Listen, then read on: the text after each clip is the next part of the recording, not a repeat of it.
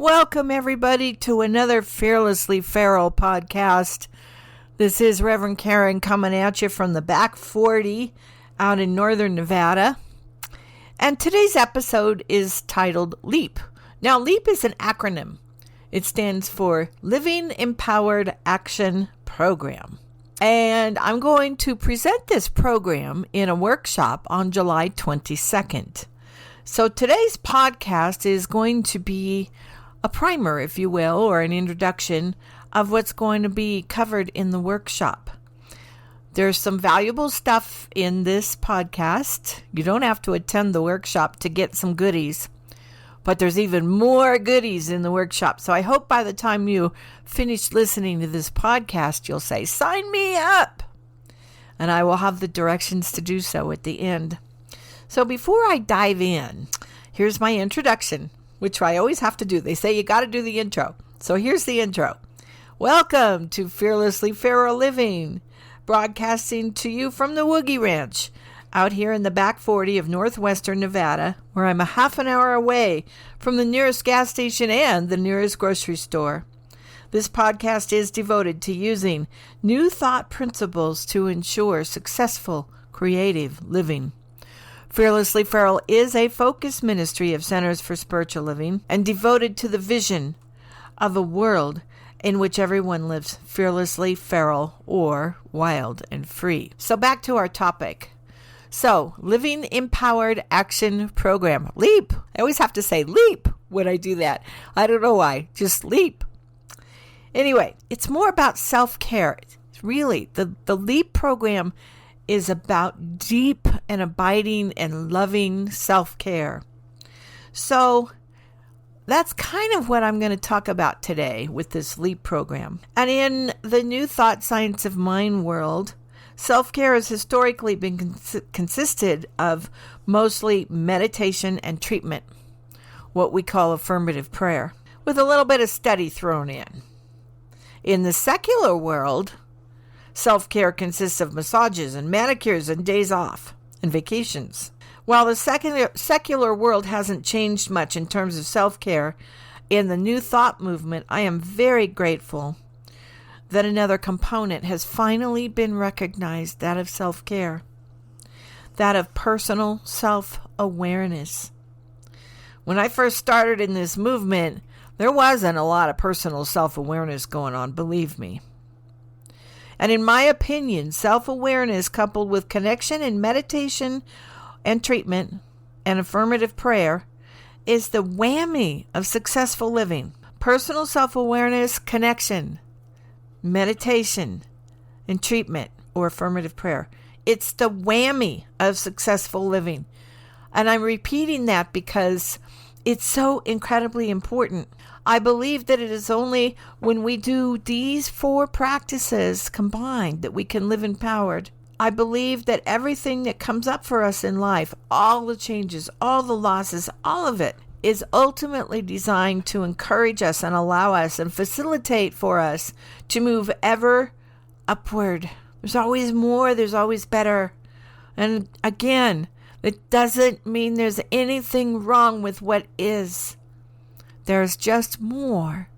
There's just better. So today, I'm just going to give you the recipe and not really tell you how to put it all together. That's going to come in the workshop. But LEAP, Living Empowered Action Program.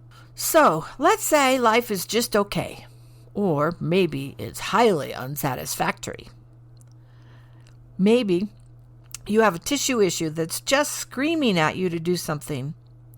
Or maybe you're considering a life-changing decision. Or maybe you've had a major loss or a series of losses. And as I'm saying this, I realize that I'm beginning to sound like one of those folks. Remember those folks back in the early 1900s? Well, you probably don't remember them, but you might remember hearing about them. They used to travel around the country with their tents, and they would sell this stuff that was ultimately called snake oil. Of course, they had a lot of different names for it, but it was basically snake oil. They would say, this will cure everything, all your ailments, and they'd sell it, and then they'd leave. And of course, by the time the people found out the snake oil was worthless, the person would be gone, and they'd never find them. So, of course, we know that the snake oil never cured anything, Probably got you drunk or high, but it never cured anything. And I'm finding it really interesting that people kept buying that snake oil and that people have always looked for a cure-all. Isn't that true? We've always looked for something that is going to fix us. Now, setting aside the fact that none of us needs fixing, again, there's nothing wrong.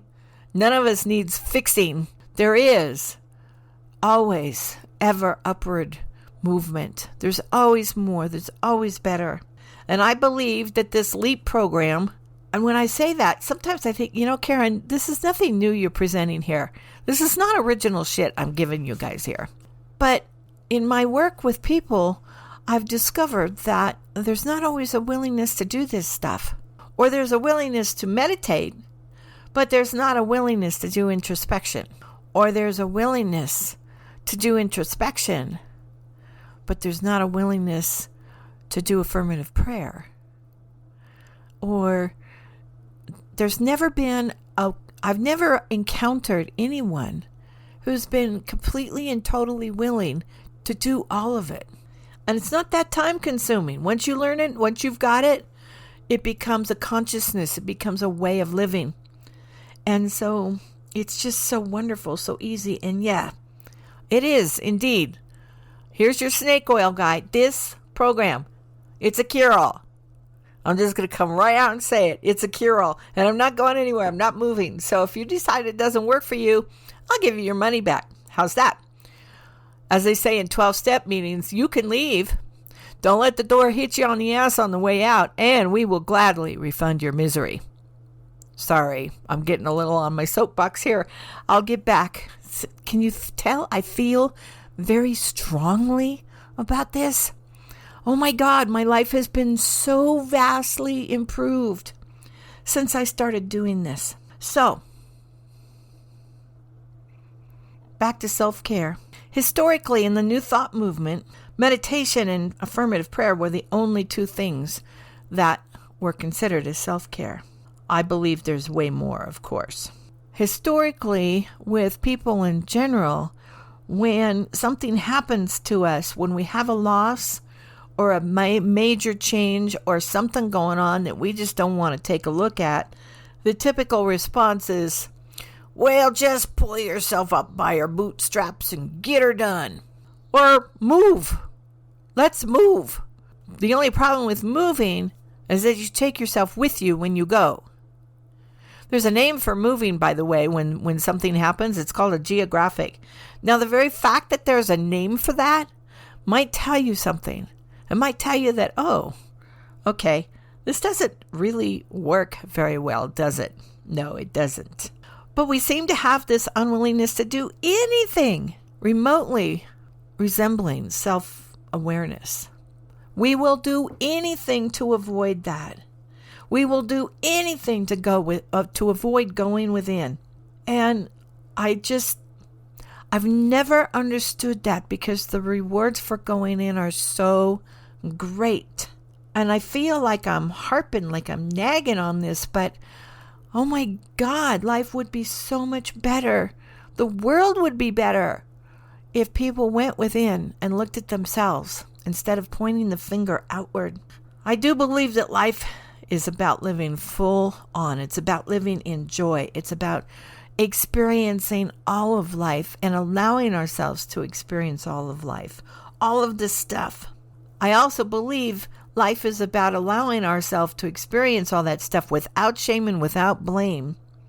In other words, we don't get to call ourselves names. We don't get to say, oh my God, you're so stupid. No, we don't get to do that. We don't get to shit on ourselves. We don't get to blame ourselves. In fact, as far as I'm concerned, blame needs to be removed from our lives. There's no blame, ever. Not for ourselves and not for them. No blame and no shame. Going within and allowing yourself to feel isn't going to kill you. It's not going to hurt you. Those feelings, they come up. You allow themselves to come up. You allow them to move through you. And then they go away like magic. And sometimes in the allowing of ourselves to experience those feelings, we learn very cool stuff about ourselves. So this self-care piece that I'm speaking of begins and ends with personal self-awareness. And it includes connection and meditation and treatment. And of course, all that good, yummy secular stuff, massages and manicures and days off. And self-care has a huge component of self-acceptance. So, self-care is the most important thing we can do in our lives to ensure successful living. And the most important component within the self-care is introspection. Connection makes the introspection comfortable. Connection gives us the power to carry out the ideas that we receive when we're doing this introspection. Meditation gives us the relaxation and some more power to do what is ours to do. Treatment gives us clarity, that affirmative prayer piece. So it's all important, but it's all based on that introspective piece. And again, so many people don't practice that. They've never even been suggested to them. Going within seems to be synonymous to going into a dangerous neighborhood, and people avoid it at all costs. They'd rather blame others for their troubles. They'd rather point the finger outward. They'd rather blame the government. They'd rather blame whatever, whoever. Anything to keep them from looking at themselves. And because I have found this method to be so successful, I've always been really curious and a little frustrated about why more people don't do it. So I did a little bit of research into this, and I discovered, according to one researcher, that 95% of people think they're self-aware, but really only 10 to 15% people are. This comes from an organizational psychologist and researcher named Tasha Eurich. Eurich is the name. 95% of the people think they're self-aware, but really only 10 to 15% are. And we have names for not being self-aware. Some people call it being unconscious. Around here, we like to call it being in spiritual bypass. Yes, and I also call it limiting. Because if we don't know at any given time what's really going on inside of us, how can we know whether what is going on is limiting us or not? How can we know whether we're living in integrity with our values and beliefs if we don't know what's going on inside of us? How can we hear that still small voice within that says, don't do that. You're asking for trouble if you do that. Or that still small voice within that says, go for it. How can we hear that if we're not self-aware? How can we take responsibility for our lives if we're not self-aware, if we don't know what's going on? And I've got news for you. Taking responsibility for our lives is what moves us out of victimhood and into empowerment. Because if we're not taking responsibility, we're victims. It's clear as day, and it's very simple. So I did a little bit more research, because I wanted to know why. Why are 95% of the population not self-aware? Why? And here's what I found out. People do not practice personal self-awareness or introspection because they're afraid of being vulnerable. I got news for you, folks. Vulnerability is kick-ass. It opens us up to the sunlight of the spirit big time. It is an awesome way to live. Does it feel like we don't have any skin when we're vulnerable? Yeah, but there's ways to counter that and still be vulnerable. Here's another reason people would refuse to do self-awareness, introspection. In the case of folks who are leaders, they don't have people willing to give them honest feedback. Can you think of any leaders we've had recently who are like that? Anybody who gave them honest feedback got fired. I don't understand that at all. I just don't get that. Fear, denial, pride, defensiveness, what some of us call the ego, or an absolute unwillingness, a stubborn unwillingness to take personal responsibility for our lives. Do you ever meet anybody like that? They go on and on and on about how bad things are and how bad things have been and how it's all everybody else's fault. And they stay in the problem forever because they won't take responsibility for themselves. And here's a biggie. Some people don't do personal self-awareness because they have a lack of trust. Usually, they don't trust themselves. I've experienced that. I've had times in my life where I didn't trust in my ability to make good decisions for myself. I didn't trust in my ability to allow good people into my life. I didn't trust anything or anyone, including myself. I'm happy to say that's not true today. Oh, and by the way, that's not true today because I incorporated the practice of introspection and personal self-awareness into my life. Again, I feel so strongly about this. I really believe that the majority of the world's problems could be solved if we all practice self-awareness. That's how important I think it is. So, what are the steps in this program? What are the things I've been carrying on and nagging and lecturing about how important this program is and why it's important? It's a 4-step process: introspection, connection, meditation and or visioning, and treatment, also called affirmative prayer. Again, introspection, that's the self-awareness piece. And in the workshop, I'm going to go over some ways, some processes to do that practice. There's many, many, many ways to do that practice. I've got my favorites. I'll introduce you to them. You can take them, make them your own, tweak them, change them, find another practice. There's some practices that are out there that I looked at and went, ew, no, I don't like that one at all. But you might like it. There's lots of practices out there. I don't think it matters what practice we use. I think it matters that we use one. So that's the introspection piece. By the way, I looked up personal self-awareness in the Science of Mind textbook, and here's what it had to say. Self-awareness is the practice of being conscious of one's motivations, internal dialogue, and hidden beliefs. It is a willingness to observe and take responsibility for one's internal and external choices. Self-awareness is the foundation for conscious choice. Isn't that beautiful? I love that. Okay, the next piece of this program is called what I call connection. This is where we connect with that something, that capitalized something. Some people call it God, some people call it spirit, some people call it the universe. The key with connection is a principle that we teach here in Centers for Spiritual Living called oneness. Whatever you want to call that something, I call it the force, by the way. Whatever you want to call it, it is everywhere present. There's no place where it is not. That means it's in you. It's as you. It works through you. There's no place where it doesn't exist. That's oneness. Again, this is a place where a lot of people get stuck because we've been indoctrinated to believe that God is something outside of us and separate from us, and that the only way we connect with God is go to church on Sunday. And I'm here to tell you that is not true. So in the workshop, we're going to go over some ways to do connection. It's a really wonderful thing. Now, I've had some people tell me that they connect best when they're out in nature, and I'm like, well, yeah, that's nice. It's nice to go for a walk in nature. But what if it's snowing a foot every hour?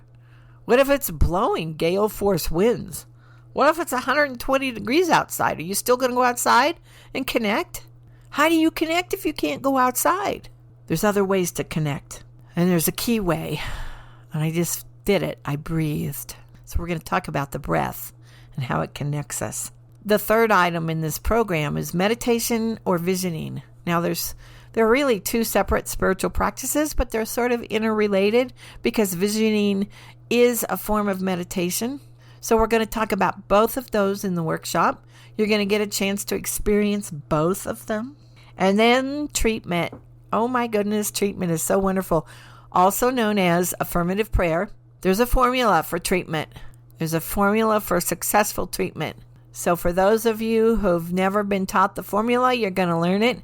And for those of you who have been taught the formula and maybe teach the formula, we're going to do a review. It's all going to be wonderful. And you're going to finish up this workshop leaving with your own very personal affirmation that means something to you that you can feel. So those are the key 4 steps to the LEAP program. Living Empowered. Life Empowerment Action Program.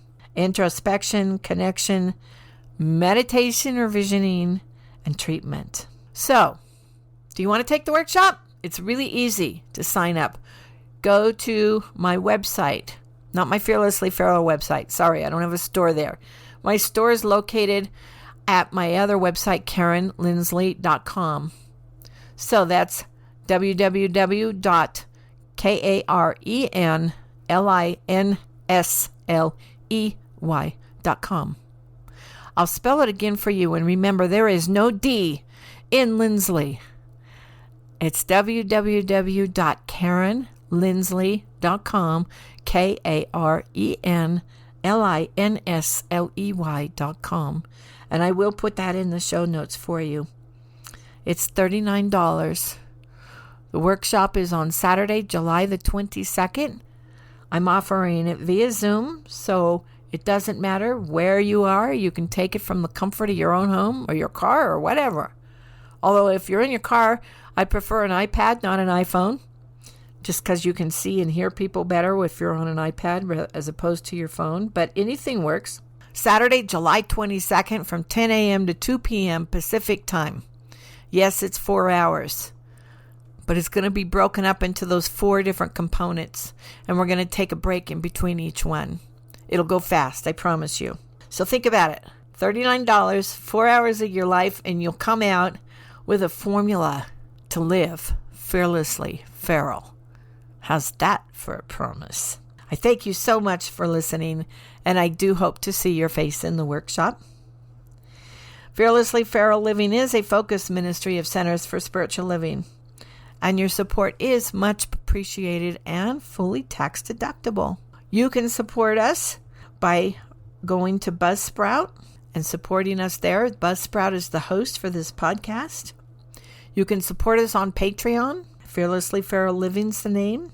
You can give us a one-time donation via PayPal. And all of these links and more are both in our show notes as well as at my other website, fearlesslyferal.org. And until I see you, I am knowing fearlessly feral living for you and for me. Thank you.